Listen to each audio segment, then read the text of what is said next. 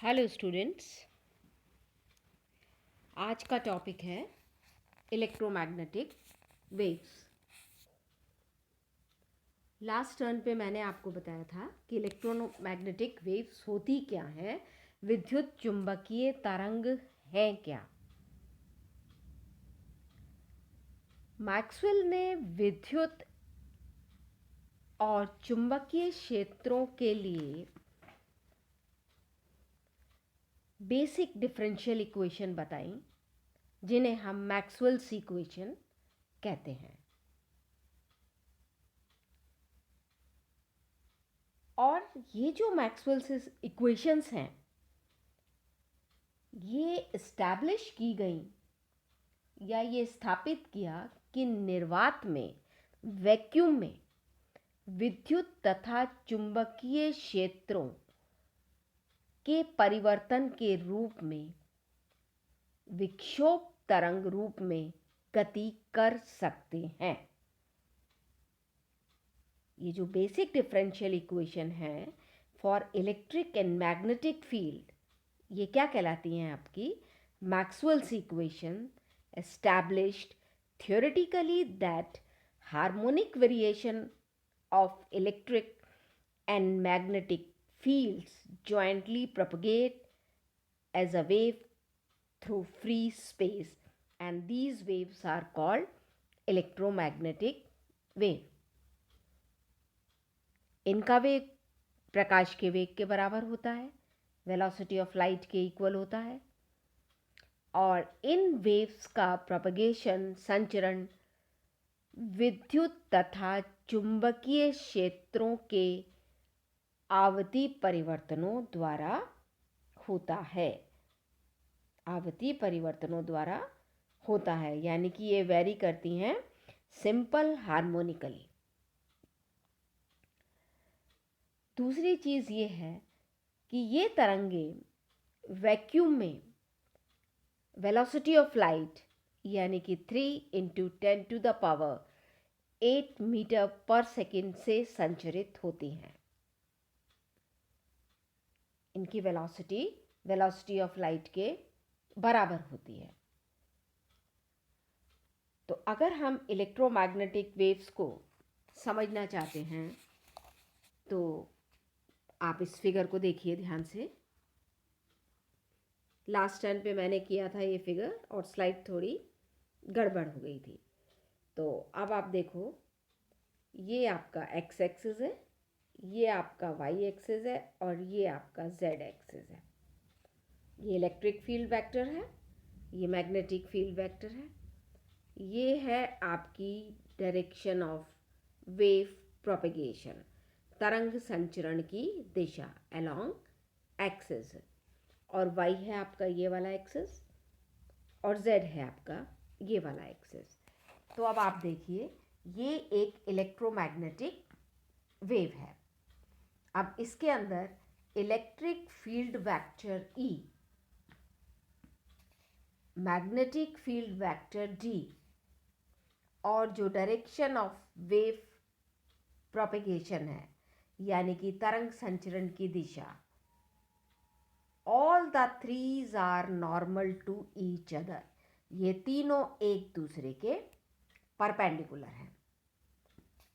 आपका x Z plane x और ये एक्स जेड प्लेन आपका क्या है? ये जो एक्स जेड प्लेन है जिसमें कि electric field vector E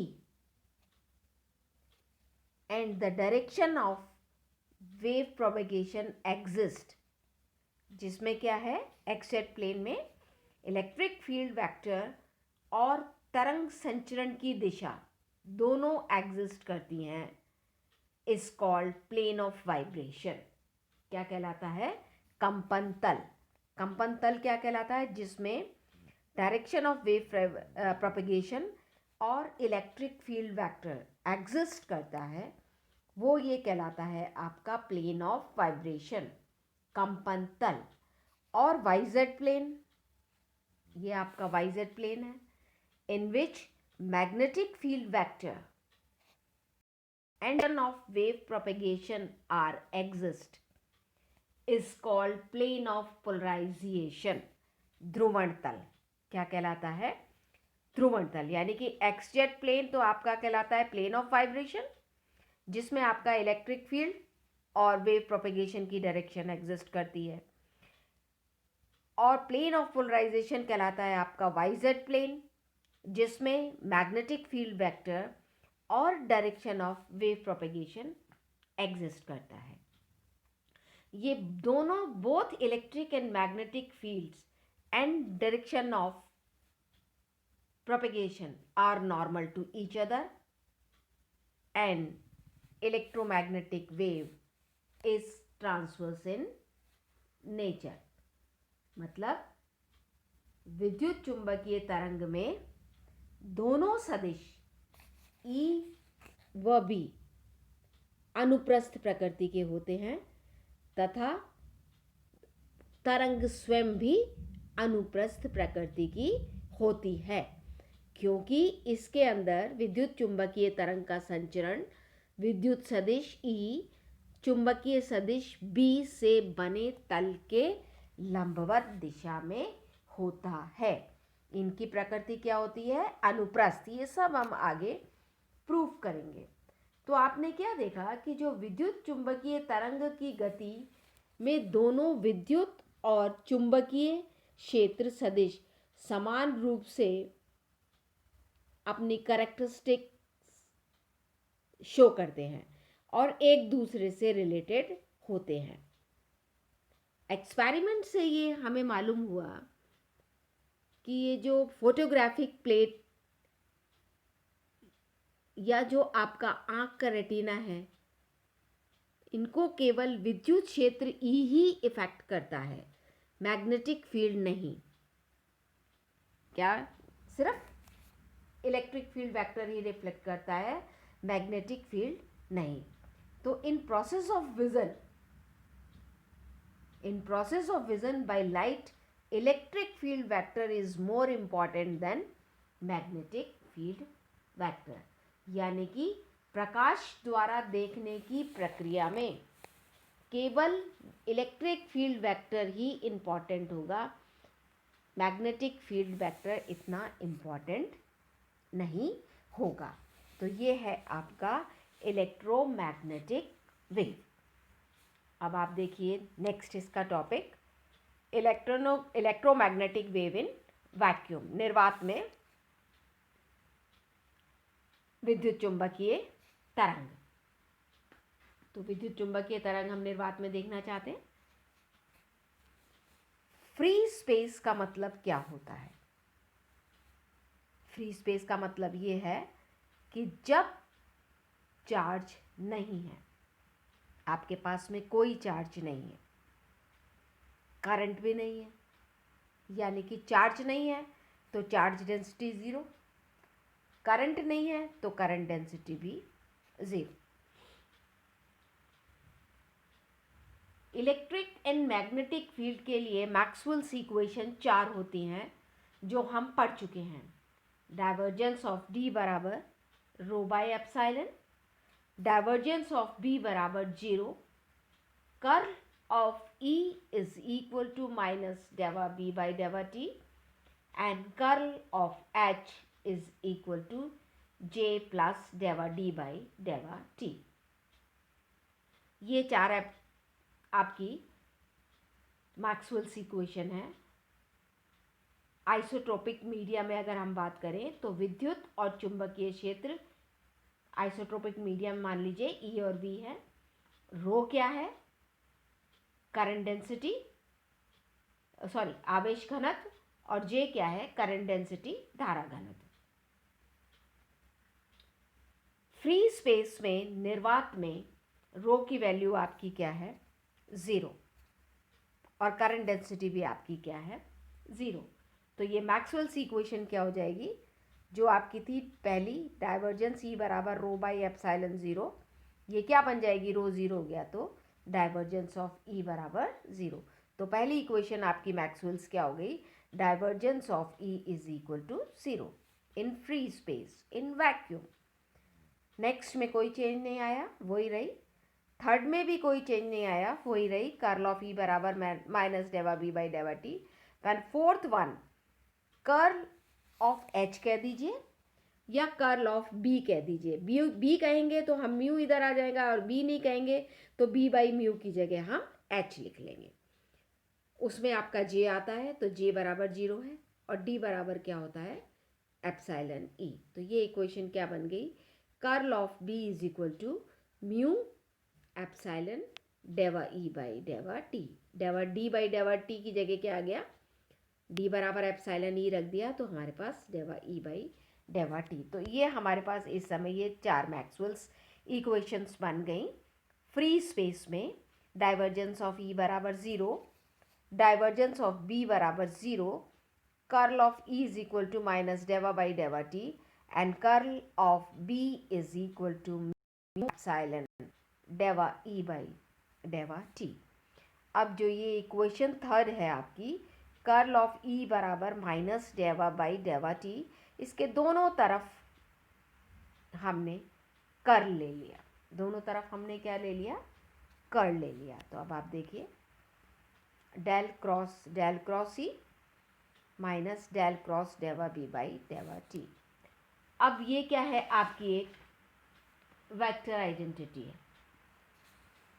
del cross E आपने ले लिया। वेक्टर आइडेंटिटी हमारी क्या कहती है, डेल क्रॉस ई बराबर होता है डेल यानी कि gradient of divergence E minus del square E. अब आप इसमें ये वैल्यू पुट कर दीजिए, del dot E minus del square E minus del by del T del cross B. Divergence of E in free space की ही बात कर रहे हैं, 0 है फ्रॉम मैक्सवेल्स फर्स्ट इक्वेशन। ये चीज़ आ गई, ये माइनस दोनों तरफ से हट गया। डेल क्रॉस ई बराबर डेवा बाई डेवा टी, आपके पास क्या आ गया, del cross E is equal to del by del T del cross B. और डेल क्रॉस बी क्या है आपके पास में, Maxwell's fourth equation, del cross B बराबर mu epsilon del E by del T. Maxwell's fourth equation हमने यही लिखी थी, यहाँ हमने पुट कर दी, तो आपके पास ये इक्वेशन क्या बन गई, डेल टू ई बराबर mu epsilon del two E by del T square.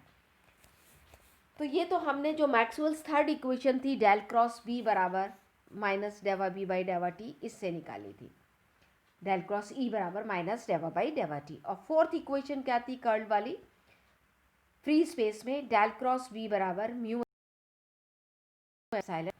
इसके भी दोनों तरफ अगर हम कर्ल लेते और इसी तरीके से सॉल्व करते तो सिमिलरली ई की जगह बी आ जाता और हमको ये इक्वेशन मिल जाती, del two B is equal to mu epsilon del two B by del T. तो जनरल वे में अगर हम ये इक्वेशन देखें तो क्या बन गई, डेल टू ब्रैकेट में E B, similarly mu epsilon bracket में del two by del T square E B. E है तो ई आ जाएगा और बी है तो बी आ जाएगा। तो ये आपके पास इक्वेशन बन गई। जो डिफरेंशियल इक्वेशन होती है प्रगामी तरंग की के प्रोपेगेशन की, वो इन जनरल हमारे पास क्या इक्वेशन आती है, डेल टू साई बराबर 1/v square del two psi by del T square. और अभी हमने जो पीछे इक्वेशन देखी है वो क्या है, del two E is equal to mu epsilon del two E by del T square, या del two B mu epsilon del two by del T square B.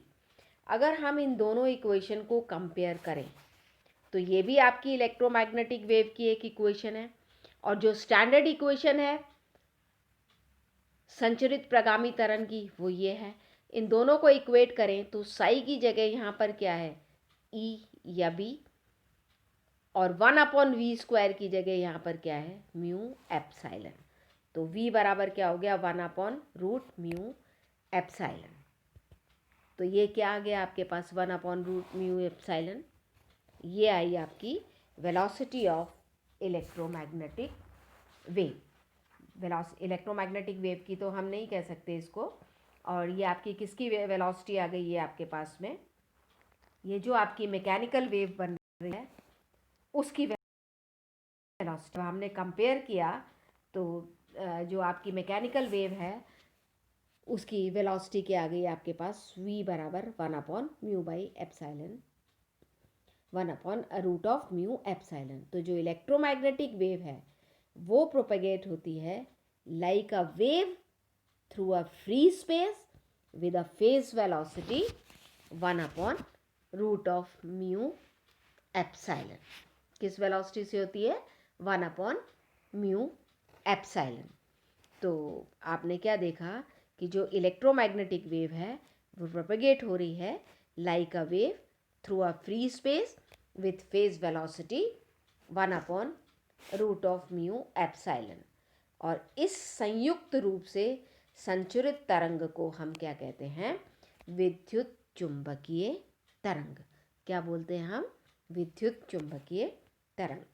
तो आप इन जनरल इसकी हम इक्वेशन लें, जो इसका सिंपलेस्ट सॉल्यूशन है, जो डिफरेंशियल इक्वेशन हमने निकाली थी, डेल टू ई या बी बराबर म्यू एप्साइलन डेवा 2/डेवा t² ई या बी। तो उसको हम सॉल्व करें, डायरेक्ट हम लिख सकते हैं। तो E बराबर E0 sine k dot r minus omega t and B बराबर B0 sine k dot r minus omega t. E0 और B0 क्या है? Amplitude of electric field and magnetic field respectively. And omega और K क्या है? Angular frequency. Omega क्या है? Angular frequency, कोणीय आवृत्ति। और K क्या है? Propagation constant of electromagnetic wave, संचरण नियतांक विद्युत चुंबकीय तरंग का। अब इसकी प्रॉपर्टीज पे बात करते हैं। इलेक्ट्रोमैग्नेटिक वेव की प्रॉपर्टीज क्या है? पहली प्रॉपर्टीज ये है कि जो वेलोसिटी है इलेक्ट्रोमैग्नेटिक वेव की is equal to the velocity of light. यानी कि निर्वात में विद्युत चुंबकीय तरंग प्रकाश के वेग से गति करती है।